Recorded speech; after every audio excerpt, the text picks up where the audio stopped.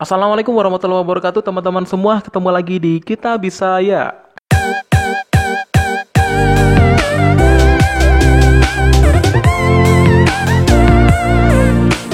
Baik teman-teman semua, kali ini kita akan membahas tentang soal-soal yang keluar pada saat tes wawancara untuk Kemenak ya, atau Kementerian Agama untuk formasi dosen atau S2 atau juga S3 nih juga. Jadi buat teman-teman yang sudah masuk ke program pascasarjana, baik itu S2 maupun S3 yang mendaftar jadi dosen, ini adalah FR-FR ataupun dari pribadi saya sendiri yang telah mengikuti SKB tahun lalu ya. Jadi ini saya berbagi informasi baik yang saya share ataupun nanti yang ada di FR-FR ini. Semoga nanti teman-teman punya sedikit gambaran untuk proses wawancara. Ingat ya, ini wawancara, bukan psikotes, bukan micro teaching. Soalnya nanti di Kementerian Agama itu ada 3 tes, yaitu psikotes yang pertama, hari pertama. Kemudian hari keduanya itu ada 2, yaitu tes wawancara sama tes tes micro teaching, ada 2. Kemarin saya sampai malam loh, jam 9 malam, dari pagi sampai malam. Tapi it's okay, silakan Anda cermati lah intinya pertanyaan-pertanyaan yang akan di-share ya melalui FR ini. Buat teman-teman yang belum klik tombol subscribe, silakan klik tombol subscribe-nya terlebih dahulu dan juga klik tombol lonceng ya, supaya nanti teman-teman tahu notifikasi terbaru aku ya. Oke, kita langsung aja. Ini adalah rekap wawancara CPNS untuk formasi dosen ya, Kemenak. Ini di bawah Kementerian Agama. Nah, di mana di sini ini yang saya dapatkan adalah dari Universitas Islam Sumatera Utara ya, yaitu Universitas Islam Sumatera Utara, atau kalau di sini tuh Kemenak berarti IAIN lah atau UIN lah ya. Ini terdiri 5 ruangan, yaitu micro teaching dan 4 wawancara. Ini setiap tempat sebenarnya berbeda tetapi sistemnya sama. Ya, yang pertama ada tes micro teaching, kemudian tes wawasan kebangsaan, tes wawasan keagamaan, karya ilmiah, pengabdian diri, masyarakat dan psikologi. Ingat ya, dari kisi-kisi ini ini adalah hari kedua kalau nggak salah ya. Jadi di tes wawancara itu ya yang ditanyakan sekitar ini gitu. Micro teaching, kalau micro teaching berbeda dengan wawancara ya, karena micro teaching sendiri itu adalah proses kita mengajar mahasiswa sebenarnya. Sama ya, kita misalnya guru ya, proses mengajar lah seperti itu. Praktek mengajar ya, kecil-kecilan. Nah, tapi yang ditanyakan nanti pastinya berkaitan dengan wawasan kebangsaan, wawasan keagamaan, karya ilmiah dan pengabdian masyarakat dan psikologi diri. Oke, kita langsung masuk yang pertama. Hasil 4 ruang wawancara. Nah, yang pertama, wawasan kebangsaan. Jelaskan secara singkat 4 pilar kebangsaan. Ingat ya, waktu ditanya ini teman-teman harus jawab dengan tepat. Soalnya apa? Di situ ada poinnya. Ketika Anda menjawab poinnya, misal 4 pilar, Anda hanya menyebutkan 2, ya berarti Anda mendapatkan 2 poin di situ. Nah, waktu itu saya ditanyakan 4 pilar yang saya tahu. Saya sendiri belum cari jawabannya ya. Waktu itu jawabannya itu UUD 45 sama Pancasila. Nah, sedangkan yang 2 saya nggak tahu itu apa. Dan itu saya juga nggak tahu bener atau enggak gitu. Jelaskan secara singkat 4 pilar kebangsaan. Nah, silakan Anda cari nih ya. Kemudian bagaimana menghadapi mahasiswa yang berasal dari latar belakang yang berbeda. Nah, kunci dari latar belakang yang berbeda ini adalah sebenarnya masuk ke sila yang ketiga, yaitu sila ketiga Persatuan Indonesia yang berkaitan dengan toleransi. Berarti juga masuk ke kerukunan umat beragama. Masuk juga ke nomor yang pertama, Pancasila yang pertama ya. Ketuhanan yang Maha Esa, menjunjung tinggi nilai toleransi. Karena apa? Ketika kita masuk sebagai dosen, terutama agama, sepatutnya lah kita harus menjunjung toleransi. Ingat itu ya. Jadi bagaimana pertanyaan ini itu memposisikan Anda sebagai ASN. Ingat itu, bukan diri Anda sendiri, tetapi memposisikan diri Anda sebagai ASN. Ketika Anda ditanya berkaitan dengan masalah yang umum, pastikan posisikan Anda dengan pengabdian Anda sebagai pegawai negeri atau abdi negara yang meliputi semua lapisan masyarakat, tidak hanya berasal dari minoritas kelompok Islam saja gitu ya. Seperti itu. Oke, lanjut ya. Bagaimana pendapat Anda jika ada kelompok yang mengajak Anda untuk merubah landasan negara karena Pancasila tidak sesuai dengan Islam, dan tambahan probing lainnya. Maksudnya ini problem mungkin. Nah, ini maksudnya adalah ketika ada kasus-kasus seperti suatu oknum yang ingin mengganti landasan ideologi Pancasila dengan yang lain, pastinya kita harus menolak itu. Karena apa? Kesatuan Republik Indonesia itu hanya mengenal ideologi negara yaitu Pancasila. Tidak bisa dirubah karena Pancasila merupakan sumber hukum tertinggi, ya, ideologi negara. Gitu. Jadi jawabannya pokoknya adalah pemerintahan tuh lebih diutamakan. Dalam hal ini Pancasila berarti lebih tinggi kedudukannya karena dengan mengubahnya dengan mengajakkan dengan tidak sesuai dengan Islam, Islam seharusnya adalah menjadi suatu benteng bukan sebagai ideologi. Karena di Indonesia itu meliputi semua agama yang ada di Indonesia, ya. Indonesia maksudnya ada agama Kristen, Katolik, Hindu, Buddha, jadi satu di situ. Jadi harus menjunjung tinggi toleransi, intinya itu. Kemudian wawasan keagamaan. Nah, apa yang Anda ketahui tentang muamalah? Kalau kemarin waktu saya yang ditanyakan bukan muamalah sih.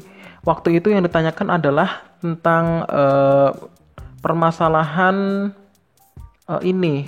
sebentar saya ingat-ingat. Waktu itu tentang kaidah fikih. Kaidah fikih bukan muamalah sebenarnya.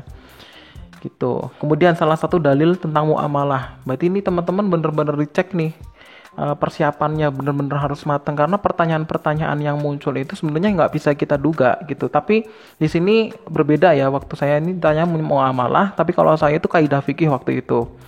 Kemudian apakah Islam dan syariah itu berbeda? Misalnya kenapa tidak bank Islami saja bukan bank syariah? Ya. Nah ini waktu itu saya nggak ada pertanyaan ini sih sebenarnya, tapi ini ada di UIN Sumatera Utara ya. Oke, kemudian bagaimana pendapat Anda tentang perkelahian antar agama misalnya di Poso? Menanggapi hal semacam ini yang saya sebutkan tadi bahwa Islam itu berkaitan erat dengan sila yang pertama yaitu menjunjung tinggi nilai toleransi. Ya. Kemarin waktu saya bertanya adalah tentang bagaimana presiden Anda jika presiden Indonesia itu adalah berbeda agama dengan agama Anda. Misal saya Muslim, ternyata yang terpilih itu adalah Kristen. Nah, itu pertanyaannya sangat menjebak ya. Karena apa? Waktu itu terjadi kasus masalah surat Al-Maidah ayat 51 yang itu ya.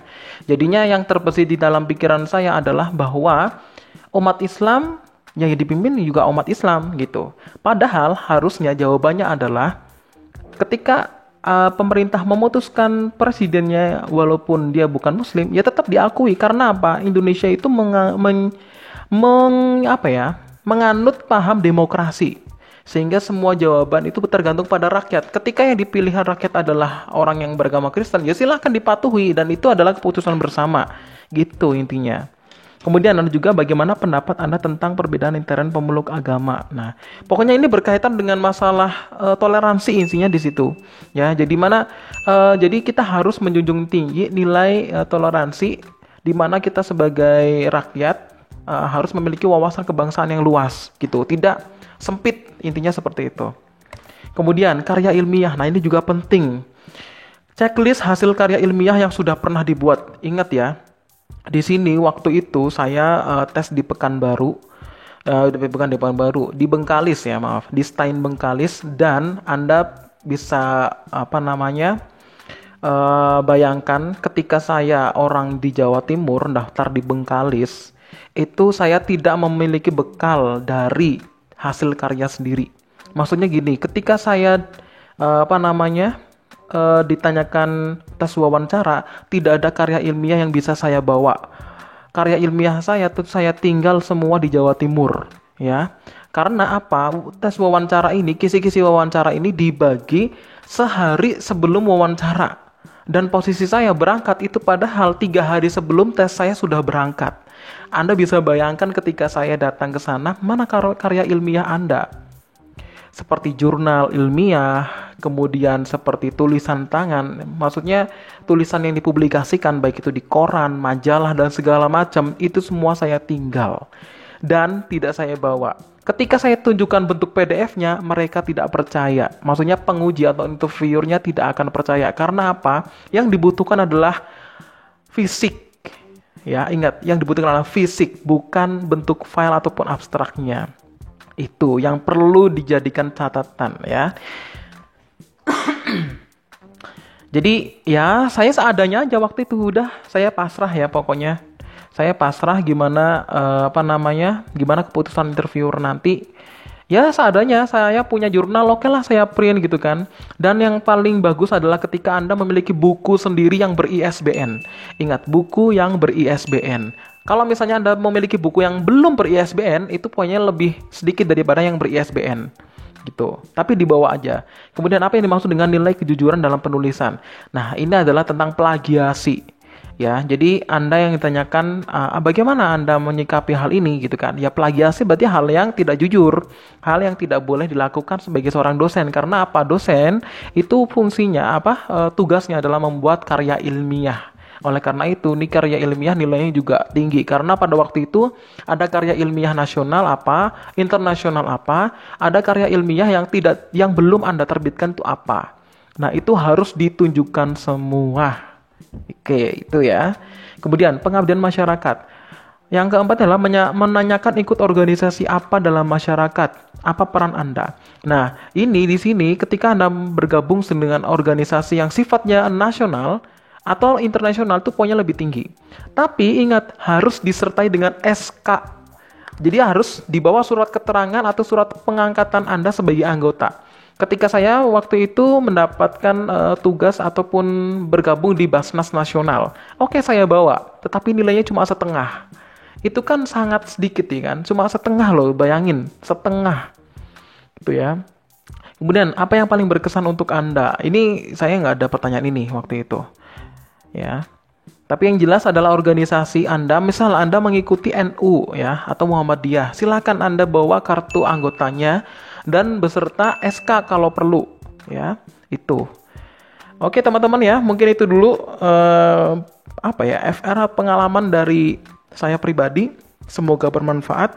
Ketemu lagi di video selanjutnya untuk informasi selanjutnya. Terima kasih. Assalamualaikum warahmatullahi wabarakatuh.